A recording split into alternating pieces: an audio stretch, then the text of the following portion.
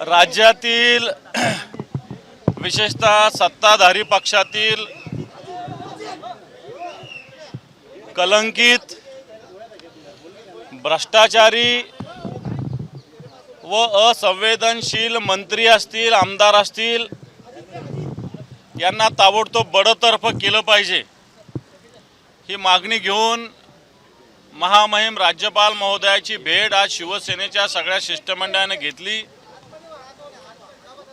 राज्यातील मंत्र्यांचं ज्या पद्धतीनं भ्रष्टाचारी वर्तन आहे, असंवेदनशील वर्तन आहे, आमदारांचंही तसंच आहे। मग त्यात सामाजिक न्यायमंत्री संजयजी शिरसाट यांचा प्रत्यक्षात नोटा घरामध्ये बॅगमध्ये खचाखच भरलेल्या नोटांची बॅग, त्यांनी केलेला एका टेंडरमधील वेदांत वीट्स हॉटेलमधील भ्रष्टाचार, MIDCतील पार्किंगचं भूखंड स्वतःसाठी घेणं,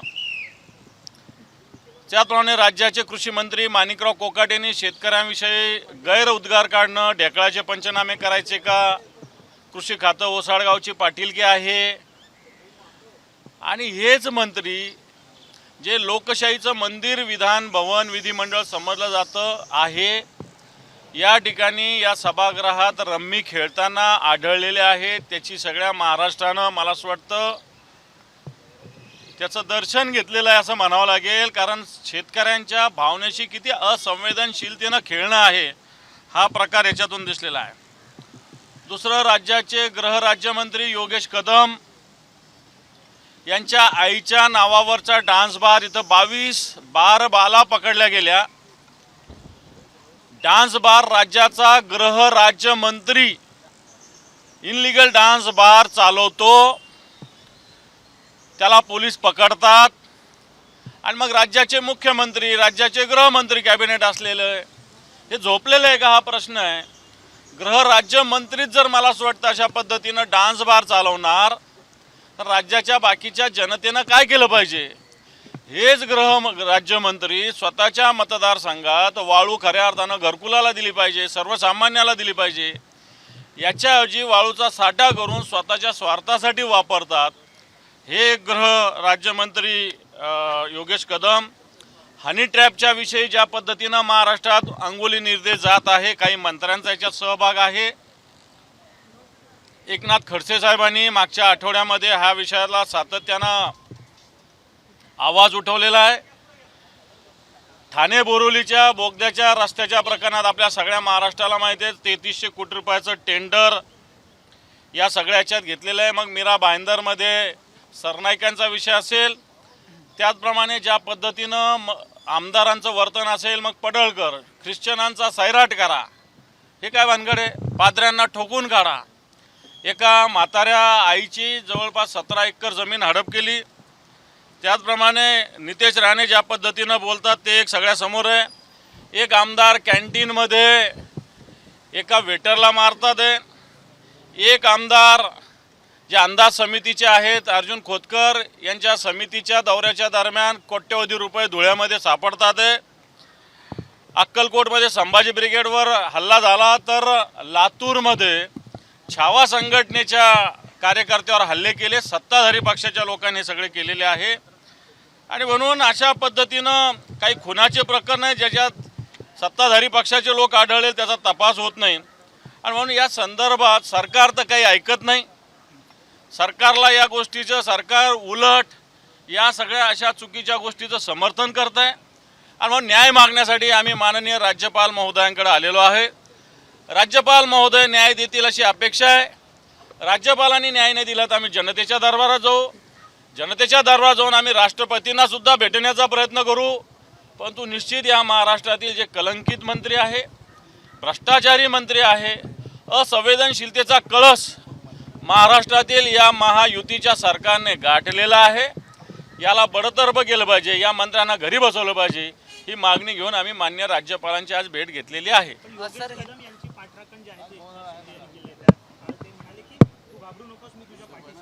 याचाच अर्थ एकनाथ शिंदे सुद्धा अशा पद्धतीनं डान्स बारला सपोर्ट करतात असा त्याचा अर्थ आहे। त्याच्यानंतर एकनाथ शिंदेच अशा पद्धतीनं वाळूच्या साठ्याला सपोर्ट करतात। आणि याच एकनाथ शिंदे यांनी धर्मवीर पिक्चर काढलेला आहे, याच्यामध्ये डान्स बार फोडल्याचा सीन आलेला आहे, जो आनंद दिघे यांच्या जीवन चरित्रावर आधारित चित्रपट आहे. आणि याच्यामध्ये एकनाथ शिंदे यांनी डान्स बार फोडल्यास दाखवले. आणि हेच एकनाथ शिंदे जर अशा पद्धतीनं घाबरू नकोस म्हणत असेल, ते काय मला असं वाटतं घाबरू नको म्हणत असेल मी तुझ्या पाठीशी, तर मला असं वाटतं हे एकनाथ शिंदे डान्स बारचं पाठीराखा करतात अशा पद्धतीने. मी तर मग म्हणेल केंद्राला पण यांना सुद्धा सगळ्या मंत्रिमंडळातून काढलं पाहिजे. सर आज जिस तरीके से आप गवर्नर से मिलने गए हैं, क्या कहना चाहेंगे, क्या मुलाकात हुई है सर, किस बारे में चर्चा हुई? मराठी झालं का सगळं? हो सर, झालं. अपन ये बोलूँगा आदि जिस प्रकार महाराष्ट्र में जो मिनिस्टर्स है जिस प्रकार बर्ताव कर रहे हैं, कलंकित मिनिस्टर है, भ्रष्टाचारी मिनिस्टर है, असंवेदनशील मिनिस्टर्स है, जिसमें नाम लिया जाएगा संजय शिरसाट. इनके घर में बड़ी नोटों की बैग वीडियो के माध्यम से सामने आई. इन्होंने एक टेंडर में 65 करोड़ का टेंडर है, इसमें घपला किया. इन्होंने MIDC की जगह जो पार्किंग के लिए थी खुद के इंडस्ट्री के लिए है. इन्होंने इनके डिपार्टमेंट में 1500 करोड़ रुपए का जो टेंडर दिया है वो गलत टेंडर दिया है. इसी प्रकार जो माणिकराव कोकाटे है कृषि मंत्री, इन्होंने किसानों के बारे में जिस प्रकार वक्तव्य किया था वो किसानों के लिए बहुत गलत था. और यही माणिकराव कोकाटे हमारे विधिमंडल में रमी खेल रहे थे, मोबाइल पर रमी. किसानों की खस्ता हालत उनको दिखती नहीं है, लेकिन रमी खेलते हो. इसी प्रकार एक जो होम मिनिस्टर है, state home minister Yogesh Kadam, इनके माँ के नाम पे माँ के नाम पे इनका डांस बार है, जिसमें 22 डांस बार गर्ल पकड़ी गई है. अगर राज्य का स्टेट होम मिनिस्टर इस प्रकार इनलीगल डांस बार चला रहा होगा तो महाराष्ट्र से लॉ एंड ऑर्डर की अपेक्षा जनता ने किस प्रकार रखनी चाहिए, ये भूमिका हमने माननीय राज्यपाल महोदय से रखी है. इसी प्रकार हनी ट्रैप के माध्यम से भी कोई मिनिस्टर की तरफ अंगुली जा रही है.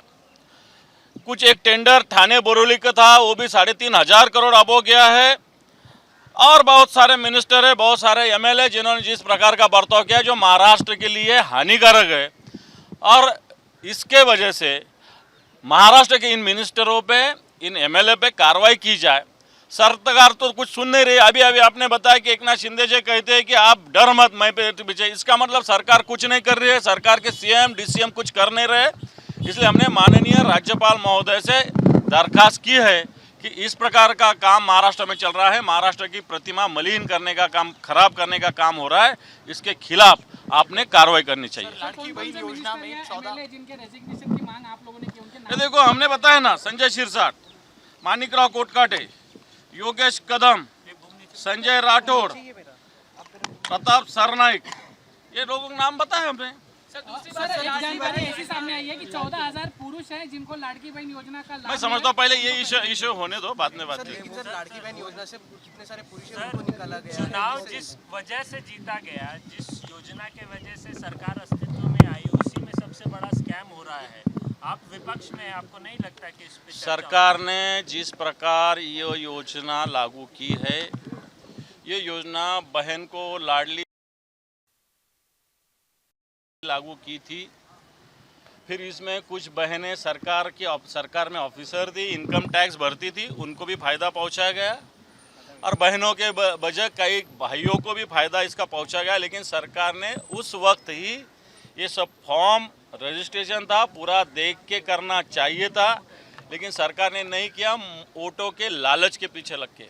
और इसलिए वोटों के लालच में ये योजना बनाई गई थी, इसका मिसयूज हुआ है, इसके लिए सरकार जिम्मेदार है. सर एक प्रश्न, मुख्यमंत्र्यांनी सभागृहामध्ये शनी शिंगणापूरचा अहवाल जो आहे तो ठेवला होता. अनेक जण दोषी जे आहेत ते त्यामध्ये समोर आले होते. त्यातले जे विश्वस्त आहेत त्यांनी आत्महत्या केली आहे, त्यामुळे हे प्रकरण जे आहे ते गंभीर असल्याचं आपल्या समोर येताना पाहिजे. निश्चित मुख्यमंत्र्यांनी काय जे वचन आश्वासन दिलं शनी संस्थान देवस्थानच्या बाबतीत, याच्यावर कारवाई व्हावी.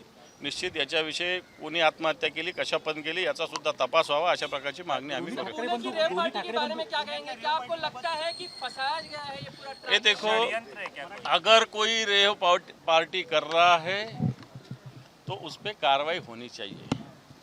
लेकिन एक रेव पार्टी को 3-3 दिन पुलिस पीछे लग के अगर वो खेवलकर जी को पकड़ते होंगे साजिश रचा के, तो वो भी गलत है. इसलिए इसकी निष्पक्ष इंक्वायरी होना चाहिए, तपास होना चाहिए और उसमें कार्रवाई होनी चाहिए। लेकिन ये नहीं होना चाहिए कि वो एकनाथ जी खड़से साहब के दामाद है इसलिए ये कार्रवाई, ऐसा नहीं होना चाहिए, ऐसा हम समझते हैं। दोन्ही ठाकरे बंधू एकत्र आल्यामुळे आता शिवसेना शिंदे गटातले पक्षप्रवेश जे आहेत ते कमी होताना दिसत आहेत. काय मला असं वाटतं शिंदे गटातले प्रवेश हे फक्त कोणी 10 लाखाचं काम, कोणी 10 कोटीचं काम, कोणी 5 कोटीचं काम, कोणी 20 एवढ्यासाठीच जातात. बाकी कोणी फार प्रेम आहे एखाद्यावर असं कोणी एकही माणूस जात नाही. आम्हाला सगळे भेटत असतात, आमच्यातलेच लोक गेलेले आहे. फक्त आता जसा जसा सोर्स कमी होईल तसं तसं हे प्रमाण बंदच होणार आहे. जर एकत्रित असतील तर महायुती अनेक महापालिका त्या एकत्र लढतील, तसा प्लॅन ती महायुती तयार करते. किती फायदा होईल? हे पण मला असं वाटतं आम्ही या सगळ्या प्लान मेन या भानगडीत पडत नाही.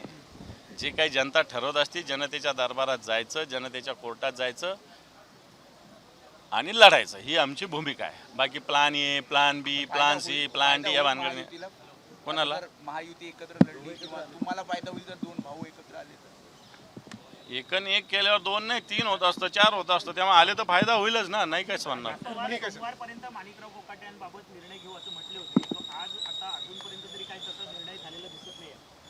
अजित पवार, माणिकराव कोकाटे असतील, धनंजय मुंडे असतील, अशा लोकांचा पाठिंबा देतात. अजित पवारांच्या या सगळ्या पक्षातील लोकांनी, छावा संघटनेच्या लोकांना, छावा मराठा युवा संघटनेच्या लोकांना ज्या पद्धतीनं मारहाण केली, मग सगळं जर बघितलं तर अजित पवारांना या सगळ्या गोष्टी करायच्या का नाही करायच्या हा प्रश्न निर्माण होतो. आणि माणिकराव कोकाटेंना संरक्षण अजितदादाच देत आहेत.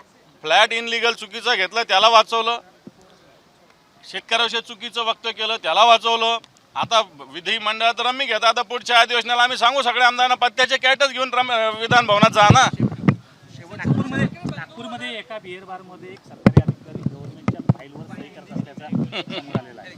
मी हेच सांगतोय की कशा पद्धतीनं सरकारचं काम चालू आहे. जर आता ऑफिसमध्ये सही करायला त्या ऑफिसरला लाज वाटत असेल आणि बारमध्ये जाऊन सह्या करत असेल तर मला वाटतं या अशा अधिकाऱ्यांना काय केलं पाहिजे. वर्ध्यामध्ये भाजपची मंथन बैठक सुरू आहे. त्यातले भाजपचे आमदार म्हणतात गांधीजींची लेगसी आता भाजपच पुढे घेऊन जाईल, काँग्रेसकडे तसा नेता उरला नाही. स्वागत आहे त्याचं.